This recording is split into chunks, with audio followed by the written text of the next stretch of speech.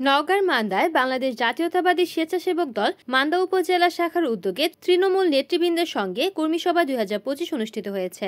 বুধবার 15 অক্টোবর বিকেলে জেলা প্রাথমিক শিক্ষক সমিতি মিলনায়তন হলরুমে কর্মী সভা অনুষ্ঠিত হয়। কর্মী সভায় স্বেচ্ছাসেবক দল মান্দা উপজেলা শাখার সদস্য সচিব এমদাদুল হকের সঞ্চালনায় সিনিয়র যুগ্ম আহ্বায়ক শাহরুল ইসলামের সভাপতিত্বে প্রধান অতিথি হিসেবে উপস্থিত ছিলেন জাতীয়তাবাদী স্বেচ্ছাসেবক দল কেন্দ্রীয় কমিটির সহসভাপতি রাসেল মাহমুদ।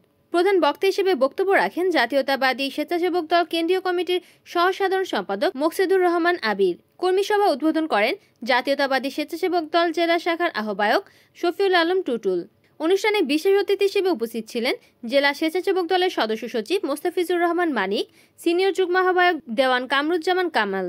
এছাড়াও উপস্থিত ছিলেন উপজেলা স্বেচ্ছাসেবক দলের সাবেক আহ্বায়ক শামসুল ইসলাম বাদল, যুগ্ম আহ্বায়ক শামীম হোসেন সাজু, তালহা জুবায়ের, উত্তরা বিশ্ববিদ্যালয়ের ছাত্রদলের সাবেক আহ্বায়ক অনিক হোসেন সহ স্বেচ্ছাসেবক দলের উপজেলা ও ইউনিয়ন পর্যায়ের নেতৃবৃন্দরা। আমাদের এখন দৃষ্টিভঙ্গি থাকবে লুকিং ফরওয়ার্ড, সামনে আমরা সমাজগুলো কিভাবে সফলতার দিকে নিয়ে যাব, কিভাবে দেশ চ্যাপ্টারে কমাকে আমরা বাংলাদেশে প্রধানমন্ত্রী হিসাবে প্রতিষ্ঠিত করব, সেই প্রত্যাশা এবং সেই চিন্তা আমাদের মাথায় সর্বোপরি কাজে লাগে।